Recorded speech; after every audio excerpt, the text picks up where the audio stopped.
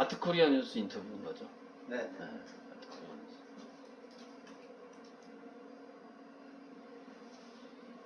이거는 이제 아트코리아 방송의 그 작가들을 후원한 기업인 인터뷰예요. 네.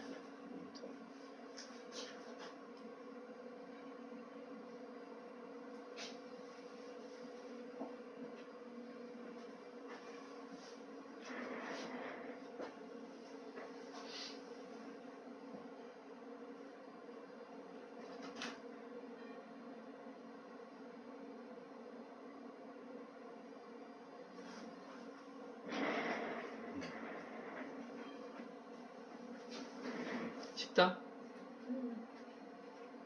주차 가능한 데를 알아놨어요. 아이들 잘 조율해봐요. 아, 이사동이요? 네, 박 대표 만나려고. 박정주.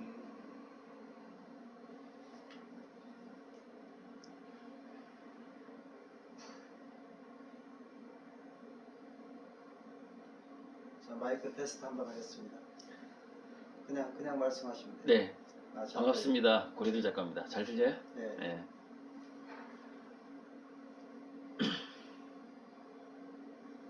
아, 고리들 대표님 그 만나뵙게 해서 반갑습니다. 네, 반갑습니다. 초대해 주셔서 감사합니다. 멀리까지 네. 오시느라 고생하셨습니다.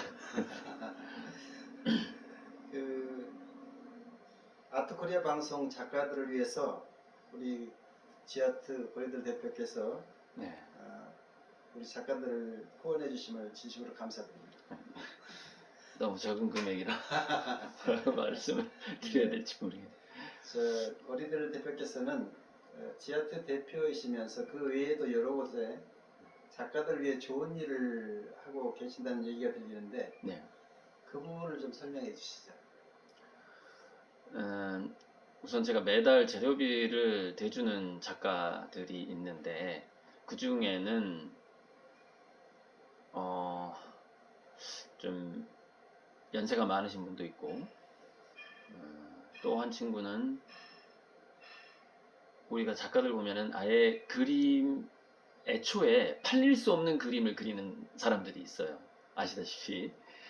그래서 어떤 작가들은 작품 하나를 완성하는데 2년 정도가 걸리는 그런 작업을 하는 사람들도 있고, 그러니까 마치 뭐 산속에 들어가서 돛다는 것처럼 그냥 작업하는 것 나는 이렇게 이런 어떤 마치 선이라고 해야 되나요? 뭐 수행하는 수행자처럼 작업을 하다가 그냥 죽겠다 이런 사람들도 있는데, 이제 제가 후원하는 한 친구는 역사화를 그리는 친구인데 팔 수가 없는 그림을 그리는 거죠.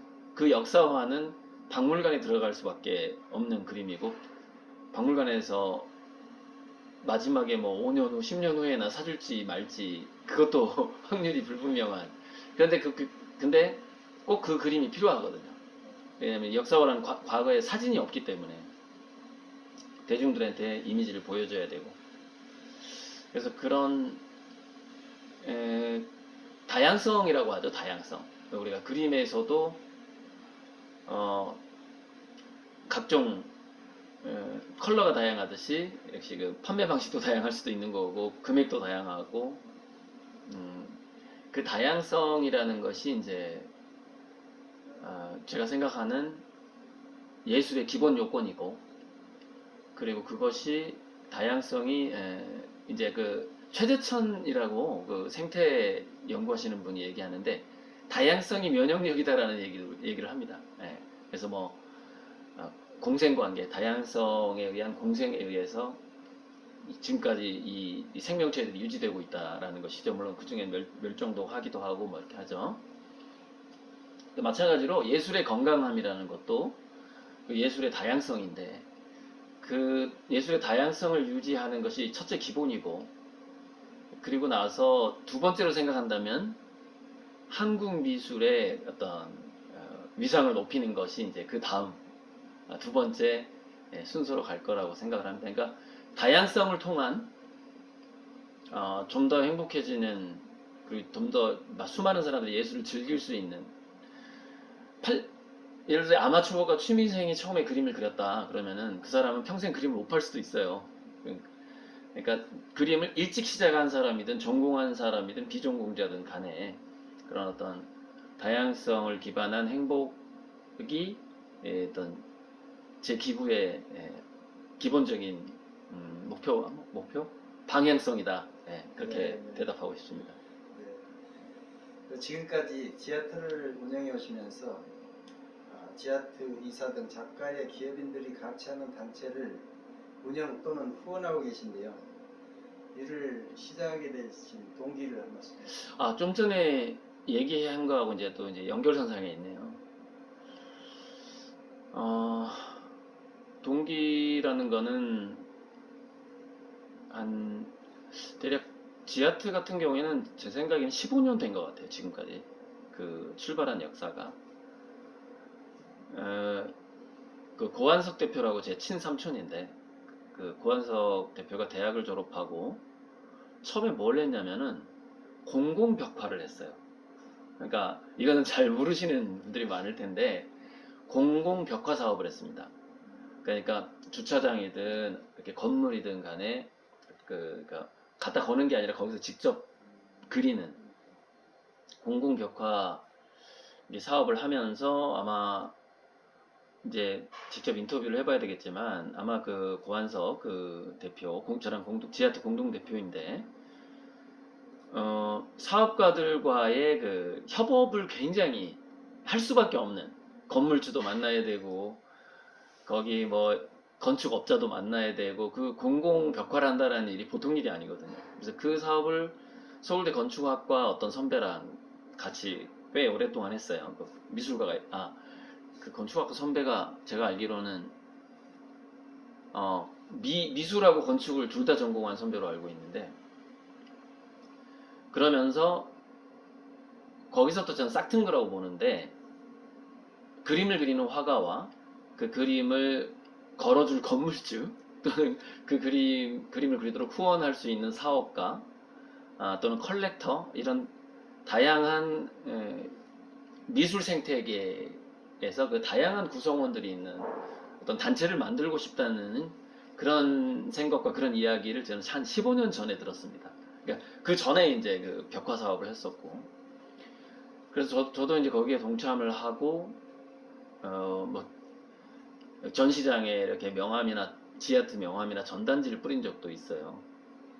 그게 한 뭐 10년 전부터 7, 8년 전까지 그쯤에 제 기억인데 이제 이제 삼촌이 경제적인 여력이 이제 좋았다 나빠졌다 하는 거니까 경제라는 게 그러다 보니까 이제 제가 맡아서 왜냐면 이게 우리가 모든 사업에 매몰 비용이라는 게 있고 밑빠진 독에 물 붓기라는 표현이 있듯이 사실 이거 기약 없는 일이거든요. 이 예술가를 단체를 후원한다는 거는 사실 돈 벌 생각을 하면 안 돼요.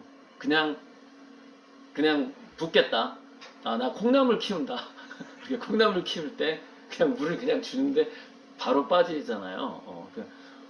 뭐가 남지 하지만 콩나물은 자라듯이 그런 마음으로 하는 게 예술가나 예술단체의 후원이라고 생각을 하는데 저는 제 나름대로 제가 그런 어떤 사명을 타고났다.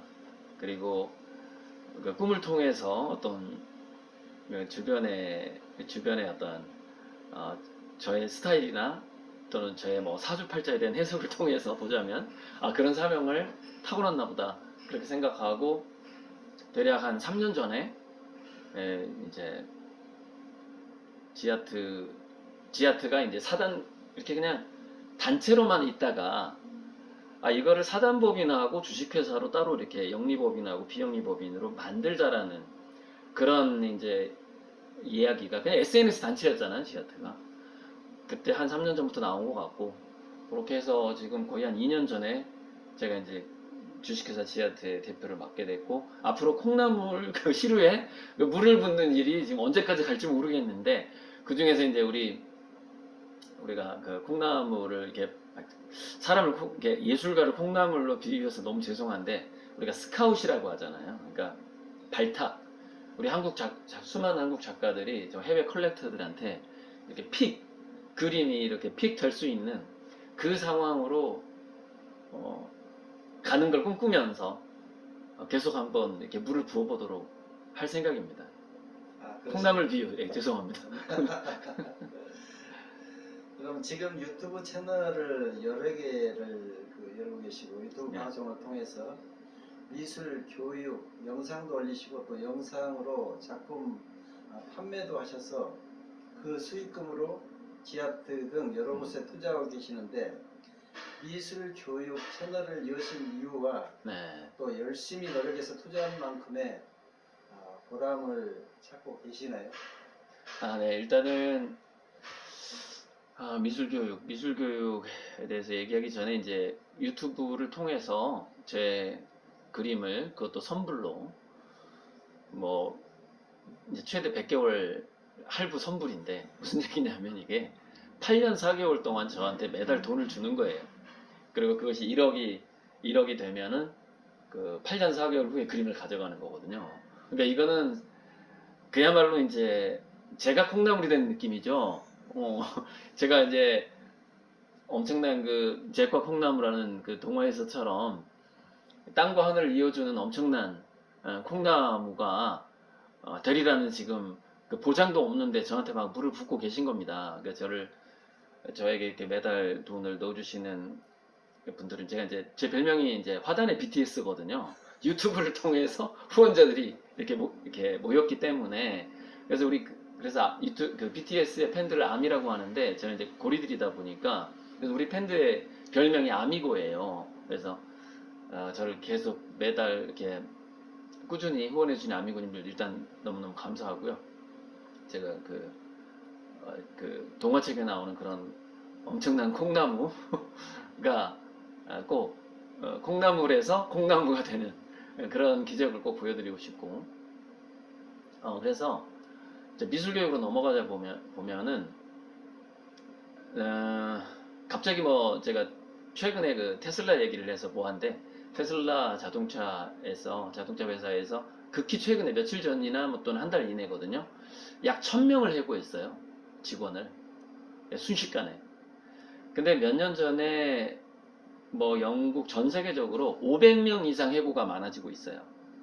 한 직장에서.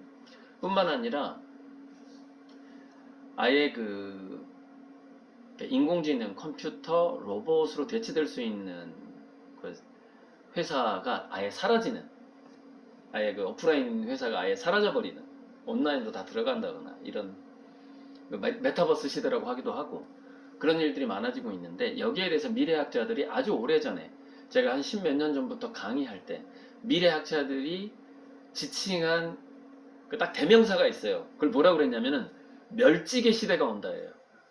멸직. 직업이 멸종된다는 거예요. 그래서 멸직의 시대가 온다. 그리고 멸직의 시대가 온다. 그 다음에 부연 설명으로 붙는 게 뭐냐면은 대량 해고의 시대가 온다예요. 500명 이상씩 막 해고가 되는 겁니다. 직장이 사라지고. 근데 이게 저는 거대한 문명사적인 운명이다 이렇게 봐요. 우리가 한 70년 전에 인공지능이란 말이 앨런 튜링이라는 사람에 의해서 처음으로 그 앨런 튜링의 논문에서 등장을 하는 게 Artificial Intelligence, 인공지능인데 70년 만에, 60년이 지나고 나서 그러니까 앨런 튜링의 논문에 Artificial Intelligence, 인공지능이 등장하고 나서 60년 만에 딥러닝이라는 것이 등장을 해요. 딥러닝이라는 것은 이렇게 인간의 두뇌를 모방하는 인공지능 기술인데 어쨌든 깊게 갈 건 없는데 지금 전 세계 딥러닝이 예전에 최초의 딥러닝은 6겹이었는데 지금 그게 1000억 겹으로 바뀌어버렸어요. 언제 바뀌었나 봤더니 2019년, 2020년에 바뀌었어요. 그래서 지금은 그 번역의 오류가 거의 없는 거예요. 왜냐면 인공지능이 인간의 두뇌를 모방을 했는데 인간 두뇌 속에 있는 뉴런의 개수를 능가해버린 거예요, 이미. 인공지능이요. 자, 그래서 앞으로 미술교육에 대해서 제가 말씀을 드리자면 이 인공지능과 로봇의 생산성은 또 테슬라 얘기 나왔으니까요. 자율주행 로봇 잠깐 얘기하고 넘어갈게요. 로봇이 엄청나게 발달을 했는데 로봇이 시중에 지금 안 보이죠. 로봇 회사들이 지금 뭘 준비하고 있냐면 로봇이 시중에 깔리게 되면 로봇이나 자율주행차에 의한 사고가 위험해지잖아요. 사고. 그럼 자기들이 피해 보상을 해줘야 되잖아요. 그렇죠. 사고를 충분히 예방을 할 수 있는, 미연에 예측하고 예방할 수 있는 인공지능이 아직 개발이 안 된 거예요. 그래서 로봇 회사들이 개발만 해놓고 출시를 안 하고 있는 겁니다. 왜? 사고 날까봐. 지금 그런 상황이에요. 그래서 갑자기 인간보다 똑똑한 인간용 로봇부터 시작해가지고 갑자기 쏟아져 나오는 시기가 오거든요. 그게 15년 전부터 예측했던 시기가 2025년이에요. 3년 후입니다. 3년 후인데 15년 전의 예측이 지금도 정확해요. 지금도 제가 최근에 전문가들의 예측을 들어보니까 2025년이라는 거예요. 자, 이제 결론으로 가자면은 인간은 생산적인 일이라던가 또는 지적인 일이라던가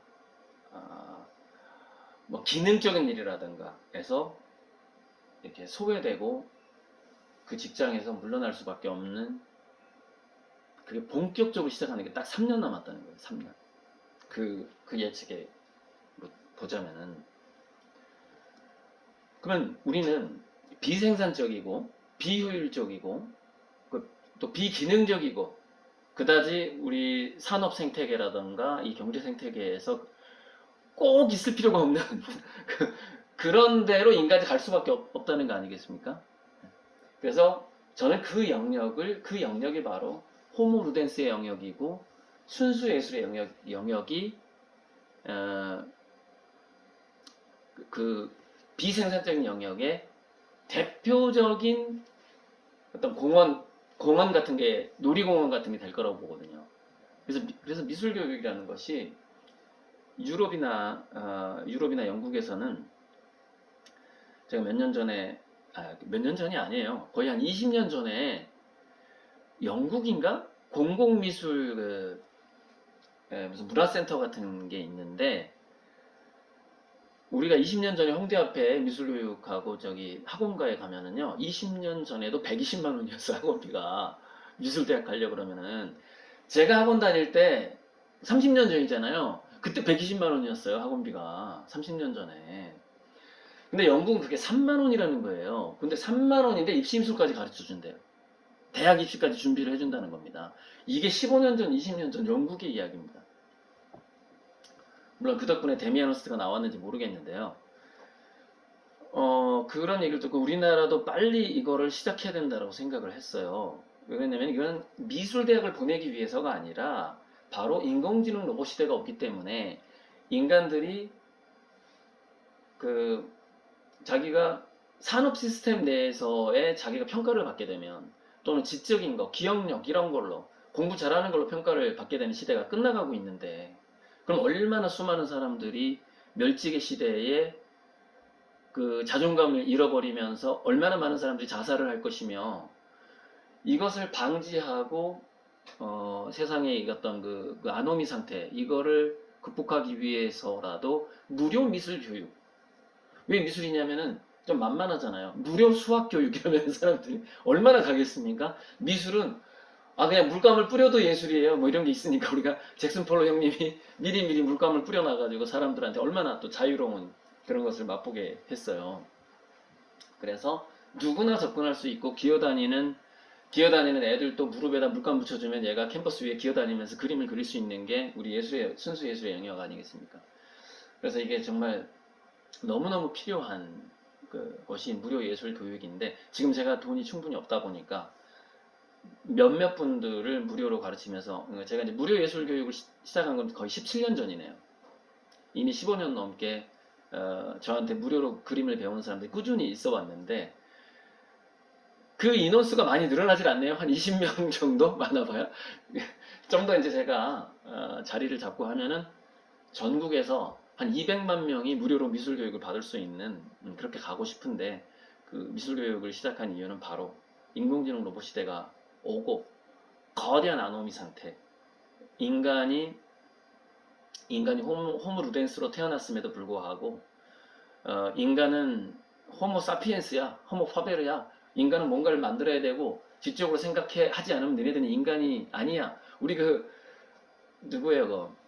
학교 선배 중에 한겨레 신문 만화 그렸던 분 있잖아요. 네. 인사아트 프라자의 작업실도 있던데 이름이 갑자기 생각이 안 나는데 그분이 그렸던 만화 영화 중에 사람이 되어라라는 먼저 인간이 되어라라는 만화 영화가 있는데 학생들이 침팬지나 이렇게 동물의 얼굴로 등장을 해요. 그래서 대학을 합격하면 사람으로 바뀌어요.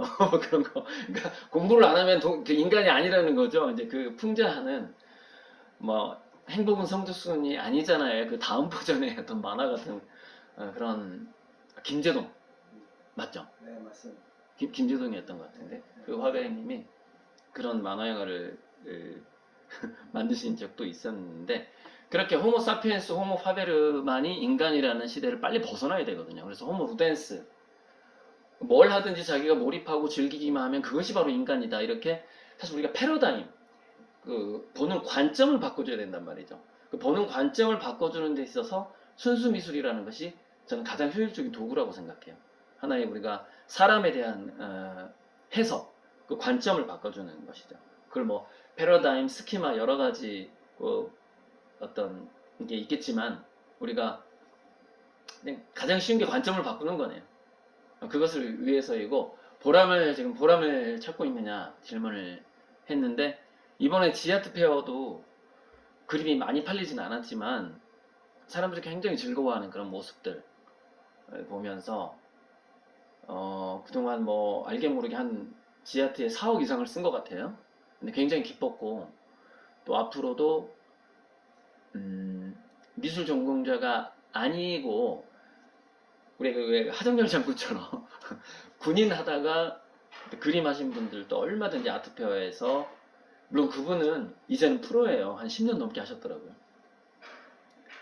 얼마든지 아트페어 부스에서 자기 그림을 이렇게 보여줄 수 있는 그런 아트페어가 현재는 지아트페어 말고는 아마 전 세계적으로 안 돌아다녀 봤지만 지아트페어는 그런 아트페어를 만들고 싶고 그래서 물론 이렇게 우리가 예술의 수준이라는 것을 논할 수는 없지만 한번 이렇게 부스를 1층부터 5층, 6층까지 쭉 봤을 때 이 사람은 그림 시작한 지 딱 일주일 된 것 같다. 그런 분의 부스도 있었습니다만은 그런 것 자체가 굉장히 기쁘고 저는 그 다양성을 보는 것 자체가 아까 첫 번째 질문에서 제가 말씀드렸던 다양성을 통한 어떤 우리가 유토피아 같은 것의 실현에 한 발 더 다가가고 있구나 하는 것을 이번 2022년 지아트페어에서 보면서 굉장히 큰 보람을 느꼈습니다. 네, 이상입니다. 그러시군요. 네. 우리 고리들 작가님의 작품들을 보면 우주에 대한 이야기가 많이 표현되고 있는데요. 네네. 우주를 작품에 표현하게 된 이유가 있었을까요? 네, 제가 이거 한 모금 하고 말씀드릴게요. 네네네.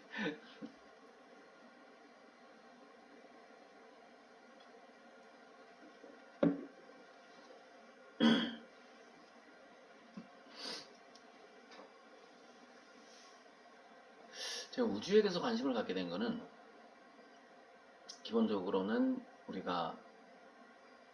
저는 TV가 없는 시골에서 태어났잖아요. 그리고 하루에 버스가 2번 다니는 농촌이었어요. 일단 별 볼 일이 많았다고 저는 생각합니다. 어려서부터. 별을 볼 일이 많았다. 그래서 달과 별이 굉장히 이제 백남준도 왜 달이 최초의 미디어 아트인가? 이렇게 표현 비디오 아트다. 달이 모든 전 세계인이 달이 최초의 모니터다. 그런 얘기를 백남준 선생도 한글로 알고 있는데 누구나 다 공통적으로 볼 수 있는 달과 별인데 그것을 이제 70년대 초에 농촌에서 그때는 공해가 없었겠죠. 정말 많이 봐왔었고 그 다음에는 이제 어렸을 때 전설이 우리 마을은 기독교나 불교가 없었어요. 거기는 어떤 종교가 있었냐면 칠성신앙하고 미륵신앙만 있었어요. 제가 어렸을 때 그 마을에는 세 종류의 종교가 있었네요. 미륵신앙, 칠성신앙, 단골레 무당, 그렇게 샤머니즘이죠. 그렇게 세 종류의 종교가 있던 마을이었죠. 그래서 북두칠성을 신으로 알고 저는 자랐어요, 어렸을 때. 저 칠성님이 신이라는 거예요, 북두칠성이. 그러다가 이제 초등학교 5학년 때 광주로 이사를 가면서 그때부터 교회를 다니기 시작했죠. 그러니까 저는 별하고 하나님이 거의 동급이 된 거예요. 그때부터 이제 머릿속에서 혼란하죠. 별이 신인 거예요. 그러니까 그런 배경도 있었고, 또 그다음에 이제 그 아버님이 월남전에서 일찍 전사를 하시면서 사후의 세계에 대한 궁금증이 있었고, 그러면 그 어느 별이 저기 사후의 세계인가, 또 별이라는 것이 또 이제 어떤 영혼의 세계하고 또 연결이 되기 시작하고, 자연스럽게 우주에 대한 관심이 많아졌고, 그리고 이제 생과 사, 우리가 그 고갱도 우리는 어디에서 와서 뭐 어디로 가는가 이런 그림을 그리고 김환기 선생님도 마찬가지였고, 지금 뭐 괜찮나요? 네, 괜찮아요. 네.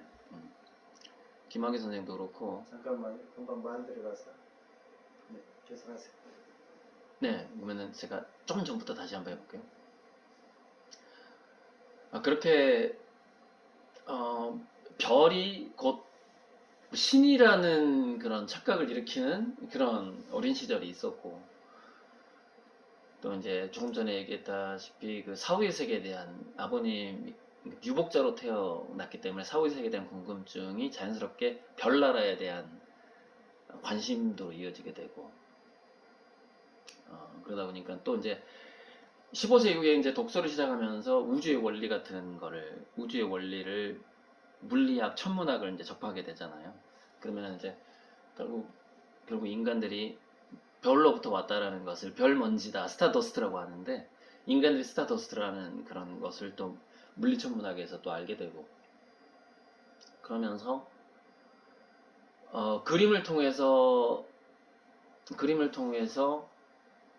마치 우리가 공부할 때 메모장처럼, 메모장, 또는 제가 뭐 중학교 때 우리 그 당시에는 영어로는 치팅이라고 그러는데 컨닝 페이퍼를 작성해 본 적이 있거든요. 근데 컨닝을 했다기보다는 이제 저는 컨닝 페이퍼를 작성하면은 그걸 다 외워버리는 스타일이라 시험 볼 때 그걸 볼 필요가 없는 약간, 그래서 작성하면서 외우니까 그랬던 기억이 나는데, 요약하고 싶은 거죠. 자기가 그동안 생각해왔던 거하고 공부했던 것을 요약을 하고 싶은데 우리가 말로 표현할 수 없는 것들이 생기잖아요. 이렇게 워드만으로 이렇게 타자치듯이 요약될 수 없는 그 엄청난 그 어떤 오묘한 세계들이 있단 말이죠. 어쩌면 그런 오묘한 세계에 대한 세계를 표현하고자 하는 갈망, 그것이 우리가 사람들을 화가로 만들어내는 것 같아요. 말로 다 표현할 수 없는 거를 나는 좀 정리 좀 하고 싶어, 이거를. 예, 정리하고 싶고 느껴보고 싶고, 또 내가 말로 표현할 수 없는 것을 사람들한테 전달하고 싶어, 뭐 이런 것이죠. 근데 참 이번 이거 질문이 뭐였죠? 우주. 우주를 왜, 맞아. 그림 얘기하는 게 맞네요. 네. 그러다 보니까 지금 제가 그리고 있는 게 일명 양자역학, 양자물리학에서 확률 붕괴 순간이라고 그래가지고, 이 우주가 무한한 확률적 세계, 파동의 세계로 존재하다가 어떤 관찰자가 등장할 때만 입자로 보여준다 이거예요. 구체적인 걸 보여준다라는 것이거든요. 우리가 이제 사람들이 잘 모르는 것이 토이스토리라는 영화가 있어요. 우리가 인형들을 볼 때는 인형들이 죽어 있지만 문 닫고 나가면 인형들이 살아서 움직인다는 거예요. 그러니까 토이스토리는 정반대인데, 토이스토리라는 영화는 뭐냐면은 인형들이 원래 살아있는데, 살아있어서 굉장히 활동하는 애들인데 사람이 볼 때만 죽어 있다는 설정이거든요. 이게 그 양자물리학에서 관찰자 효과를 정반대로 해석한 거예요. 그래서 아주 재밌게 풀어낸 거죠. 근데 마찬가지예요. 이 우주는 고정돼 있지 않고 굉장히 가능성이 풍부한 확률로서 존재한다. 그래서 무수한 우주가 이미 선택되어질 준비를 하면서 이렇게 살아있다. 그것을 우리가 관찰하는 순간 하나의 우주가 선택되어진다. 이것이 이제 관찰자효과고 평행우주론이라는 거예요. 토이스토리에서 제가 지금의 그 눈동자의 전체 우주를 그리는 것이 토이스토리에서 사람이 발견을 했을 때 그냥 죽어버린 그런 어떤 숨쉬지 않는 인형을 그리는 것이 될까 참 많이 우려를 하고 있어요. 그러니까 살아있는 우주를 그려야 되는데 제가 그동안 생각해왔던 것을 그림에 표현해야 되는데 그래서 뭐 미디 아트라든가 홀로그램 한번 그림을 만들어 볼까 한 장면만 보여주는 게 좀 아쉬워서 어쨌든 뭐 결론을 하자면 우주를 그리는 것은 자연스럽게 제가 그동안 살아왔던 제 경험과 제 생각의 한계, 지금까지의 제 생각에 제 공부의 그 한계를 노출시키는 것, 그것이 현재 제 그림이다 이렇게 보고 우리가 자기가 아는 범위를 전체를 다 표현을 하다 보니까 아무래도 가장 넓은 우주를 표현하게 됐다. 일단 이렇게 대답하고 마무리하겠습니다. 네. 네. 지금 그 세계 한류 바람과 함께 작가들에게도 미술 한류를 부추기고 있는데요. 한국의 작가들에게 현지에 대한 대처 방법에 대해서 한마디 조언을 해주신다면. 네네.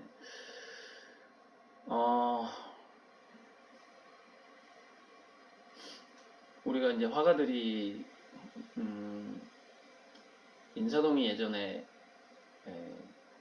미술 전공자들이 참 많이 전시를 했던 곳이었거든요.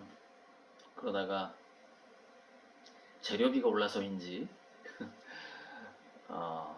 또는 인사동에 대관료가 올라서 있는지 모르겠는데 그러니까 전공 화가들의 전시보다는 이제 아마추어 취미 화가들의 전시가 인사동에서 많아지기 시작했어요. 그 부분은 아실지 모르겠는데 뭐 어떤 분들이 인사동에서 전시를 자주 하게 됐냐면 재력이 그러니까 예를 들어서 뭐 아내가 의사든 남편이 의사든 의사 직업을 가진 분의 그 배우자 화가 또는 공무원의 배우자 화가 이런 식으로 대관료하고 재료비를 충분히 댈 수 있는 사람들의 전시가 많아지기 시작했거든요. 그만큼 예전에도 이중섭 때도 우리가 정말 그 담배를 싸던 그 은박지에다 그림을 그렸던 분인데 그게 지금도 계속되고 있는 것 같아요. 물론 먹고 사는 형편은 좋아졌는데 또 그만큼 대관료, 재료비 이런 것들이 오르고 진입장벽이 참 여전한 것 같고 그래서 길거리 화가들의 어떤 인터뷰를 보면은 부도하고 물감이 너무 비싸서 내 화가의 꿈을 접었다. 또는 아까 제가 미술학원, 무료 미술교육 얘기했다시피 미술교육비가 너무 비싸서 내가 부모님한테 내가 미대 가고 싶다는 얘기를 차마 못하고 세무대학을 갔다. 뭐 이런 식으로 그런 사람들 참 많았던 시대였는데 여전히 우리가 화가라는 직업을 유지하기가 자기 스스로 내가 화가라고 이야기하기가 상당히 고통스러운 시대다. 네, 그렇게 보고 있는데 하지만 화가 전성시대가 온다. 제가 아까 인공지능 로봇 시대는 화가들의 전성시대가 될 거라고 저는 보고 있거든요. 뿐만 아니라 우리가 반도체가 또는 금이 또는 자동차가 고급 자동차가 우리가 부의 상징인 시대에서 그런 것들이 인공지능 로봇에 의해서 자동 생산화되고 이렇게 하다 보면은 그런 것들이 어떤 부와 성공의 상징이 아니라 자기가 그림을 보는 안목이 나는 이 정도다. 예를 들어서 아무 경력도 없는 화가들의 화가를 내가 후원해서 이만큼 그 사람이 성공했다. 그것 자체가 그 그림을 보는 안목 자체가 자기가 인간으로서 얼마나 성숙을 했고 문화적인 어떤 자부심으로 연결이 되고 또 부자로서도 어떤 고급 외제차나 고급 빌라가 아니라 그런 그림을 이미 이제 그런 시대가 오긴 했지만요. 근데 지금 현재는 상류층들에게 좀 통하는 일이긴 하지만 내가 거실에 피카소 그림을 걸었다. 이거 하나면 딱 좀 끝나는 그런 시대이긴 하죠. 예. 그런 시대가 지금 이제 MZ 세대들도 그다음에 우리나라가 이제는 뭐 중산층 서민들도 키아프나 프리즈에 가는 줄 서서 그림을 보는 그런 시대가 이미 왔고요. 그래서 여전히 이제 화가라는 이름을 유지하기가 어렵다는 거 잘 알고 있고요. 저도 그런 뭐 30년 동안 저도 어려웠습니다. 미술대학을 들어갈 때도 어려웠지만 다닐 때도 늘 재료비가 부족했고 미대를 졸업하고 나서도 대략 10년 정도는 붓을 들 수가 없었어요. 재료비도 없었고 화실도 없었기 때문에 그런 걸 잘 알기 때문에 또 제가 이제 이렇게 조금씩 후원을 넓혀가고 있는 것이고, 뭐랄까, 하지만 새벽이 멀지 않았다.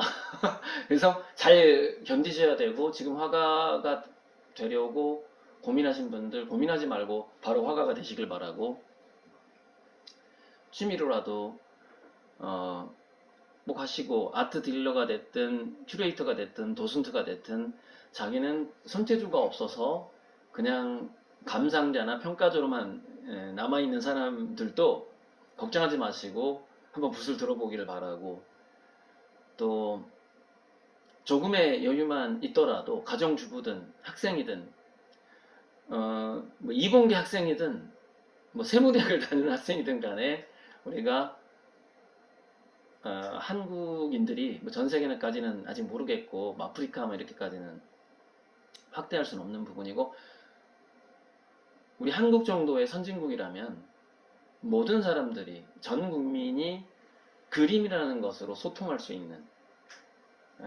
붓을 들고 최소한 화가의 흉내라도 내볼 수 있는 그런 국가가 돼야 하는데, 실은 화가들에게는 잘 견디라고 말을 해드리고 싶고, 우리 정치인들이라든가 기업가들, 한국을 선진국으로 만드는 데 있어서 그동안 기여해왔던 분들, 그리고 세금을 꾸준히 내고 있는 분들에게 우리나라가 전 국민이 미술을 즐길 수 있는 그런 나라가 될 수 있도록 좀 더 관심을 가져주시고, 또 돈도 많이 써주시고, 정책을 문화 다양성에 꼭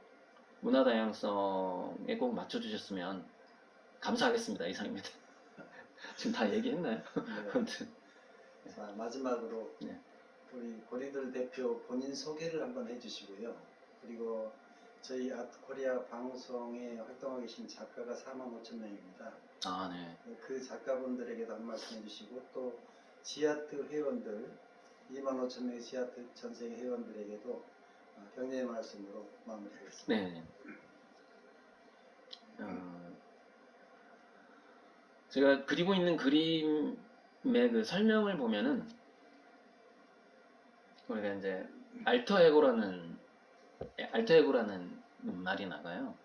그래서 고흐가 그렸던 그 농부의 구두, 약간 전투화처럼 생긴 게 신발인가, 농부의 신발인가, 그 그림이 있는데, 학자들이 야, 이게 고흐가 진짜 신었던 거냐, 아니면 옆집 농부의 신발이냐, 옥신각신하다가 지금은 그게 진짜 고흐가 신었던 구두였다, 이렇게 좀 더 모아지는 것 같더라고요. 그래서 그 고흐가 그 낡은 구두를 작업화를 그리면서 평론가들이 이렇게 얘기하죠.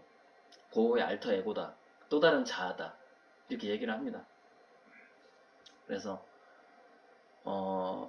제가 제 소개를 하자면은 그런 어떤 그런 평행우주론에도 그런 게 있긴 있는데,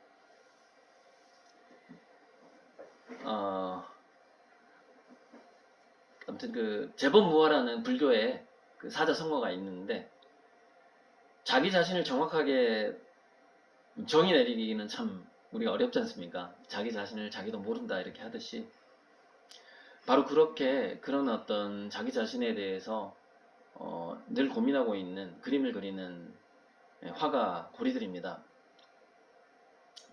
제 정체성, 우리 인간은 인생의 미완성이라고 하듯이 누구나 다 자기 정체성의 완성을 향해서 가지만 결국 자기 자신이 누군지 모르고 죽는다고 생각합니다. 하지만은 한 가지를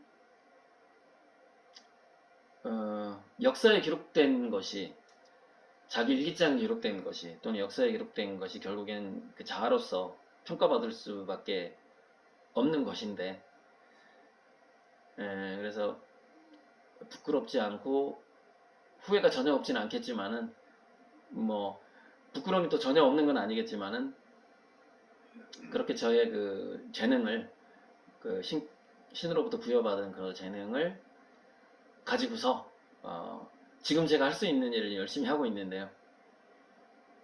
이제 고리들에 대해서는 여기까지만 소개하고, 그 다음에 질문은 또 뭐였죠? 인사말. 네, 우리 회원들. 인사말이었죠. 그 아트코리아 회원님들하고 지하트 회원님들이 상당히 많이 겹칠 것 같다는 생각이 듭니다. 한 1, 2만 명 정도는 겹치지 않을까 싶은데요. 10,000명 정도는. 예. 관찰적 효과라는 게 있는데, 우리가 서로서로 관계가 있고 서로서로 자기가 존재하면서 상대방의 관심을 가져주기 때문에 우리가 존재한다라는 것이 관찰적 효과라는 겁니다. 처음부터 제가 우주 제 그림에 대해서 말할 때부터 깔려 있었던 것이죠. 그래서 우리가 서로서로 존재하기 때문에 함께 존재한다라는 그거는 물론 지금까지 제 개인적인 사상이겠지만은, 근데 그 사상에서 제가 그 인사말로 하고 싶은 거는 뭐냐면은, 우리가 서로 회원들끼리, 같이 활동하는 사람들끼리 급을 나누면 안 된다라는 거예요. 그러니까 우리는 미술 전공자야, 미대 나온 사람이야, 저기는 아트센터 출신이야, 뭐 이렇게 그 선을 긋는 것 자체가 어떤 예술을 시작한, 우리가 붓을 들기 시작한, 화가가 되고 또 화가 단체에 가입을 시작한 최초의 동기에 위배된다고 생각을 합니다. 그래서 저부터 우리 모든 회원님들을 가급적 공평하다기보다는 각자의 개성을 충분히 존중해드리고 싶지만, 혜택을 다 드릴 수는 없는, 그것은 재정적인 한계 때문에, 또 저의 그 뇌 역량의 한계가 있잖아요. 이름을 다 못 외우잖아요. 그런 우리가 각자의 한계가 있다는 걸 인정하면서 서로 존중해주고, 특히 서로의 개성을 존중해줘야 되겠죠. 그렇게 우리 서로 그런 모임을, 특히 예술이라는 것이 살짝 관계된 집단일수록, 그런 단체일수록 더더욱 그런 다양성에 기반한, 다양성을 인정하는 포용력이 가장 많은 그런 단체로 가야 된다라는, 이 인사 얘기인가요? 당부 겸 인사인데, 아무튼 함께 계셔주셔서 너무 감사하고, 조금이라도 더 제가 느끼는 그 어떤 사명, 그 예술가들을 도우면서 그 다양성을 기반으로 한, 압축적으로 표현하자면 그 유토피아의 건설이라고 하죠.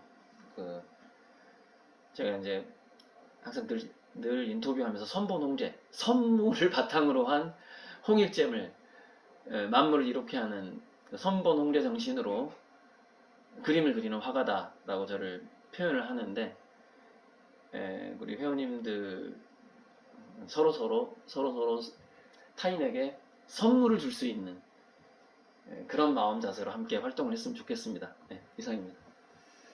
그 아트코리아 방송이 추구하는 문화예술인 작가를 지원하는 방송, 그리고 고리들 대표가 봉사로 일관해온 예. 그 정신이 네. 계속해서 같이 함께 하시길 바라겠습니다. 인터뷰 초청 감사합니다. 네. 덕분에 수다 좀 많이 떨었습니다. 수고하셨습니다. 네, 감사합니다. 네. 네. 아유.